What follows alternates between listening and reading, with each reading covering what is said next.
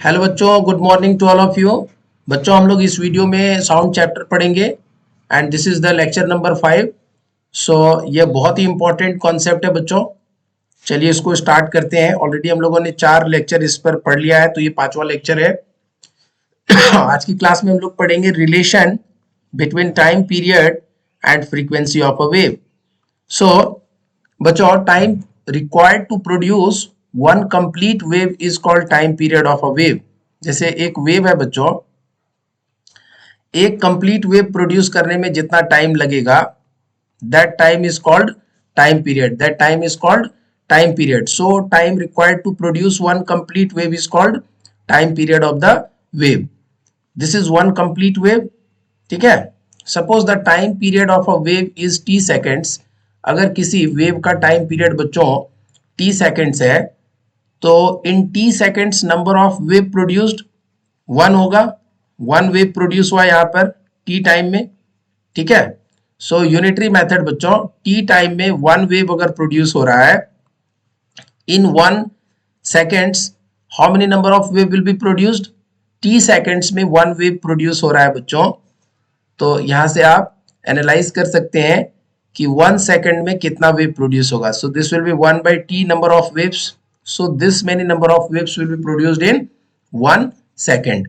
आगे बढ़ते बच्चों, this means that the frequency of the wave of time period t will be 1 by t। Frequency क्या होता है बच्चों? Frequency is equal to number of waves per second.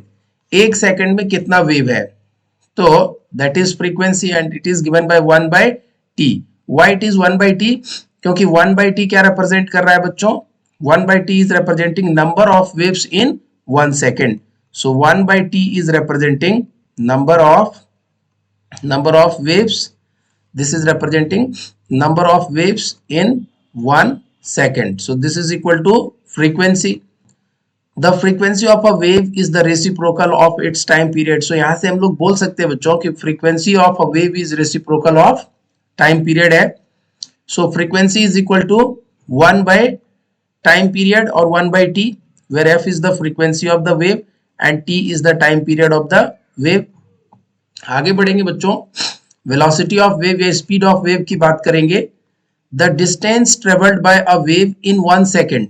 कोई wave 1 second में जितना दूरी तय करता है बच्चों, that is called velocity of wave और स्पीड ऑफ वेव। सो कितना डिस्टेंस कवर किया वेव ने? Suppose this is the distance covered by the wave in 1 second. So जितना डिस्टेंस कोई भी वेव बच्चों 1 सेकंड में कवर करता है, that distance is called as that distance divided by time is called as speed of the wave.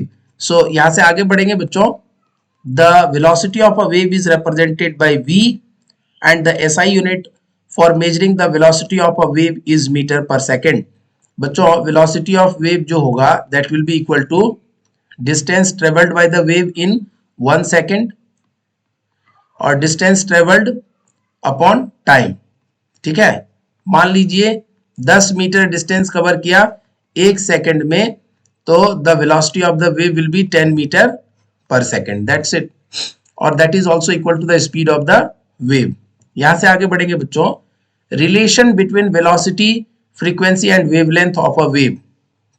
Velocity, frequency and wavelength, इन तीनों के बीच जो रिलेशन है बच्चों, अब इसको लर्न करने जा रहे हैं। हमने सीखा velocity is equal to distance travelled upon time taken.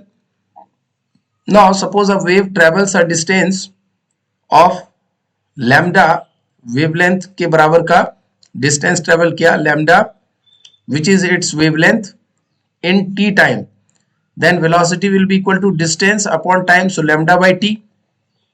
We know यहां पर वेलोसिटी इक्वल टू लिख सकते हैं बच्चों lambda into 1 by t। Lambda into 1 lambda ही रहेगा और डिनोमिनेटर में t है। और 1 by t we know 1 by t becomes the number of waves per second and this is known as frequency of the wave. Frequency of wave को बच्चों 1 by t से denote करते हैं। So this is f is equal to 1 by t। So यहां पर इस equation में बच्चों, ये जो इक्वेशन है लैम्डा इंटू 1 by t, यहाँ पर लैम्डा रहने दीजिए और 1 by t की जगह पे अगर f लिख दें तो अपने पास एक इक्वेशन बन जाएगा v equal to lambda into F. So यहां से इस चीज को लिख सकते हैं v equal to lambda into F या एफ इंटू लेमडा। बच्चों इसको बोलते हैं wave equation, this is called as wave equation, ठीक है।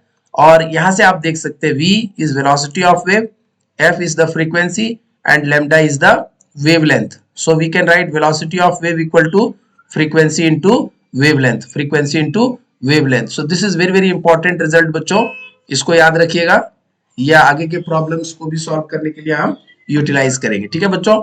सो इस वीडियो में आपके लिए इतना ही, इसको अच्छे से आप पढ़िए, मिलते हैं अगले वीडियो में, ठीक है बच्चों।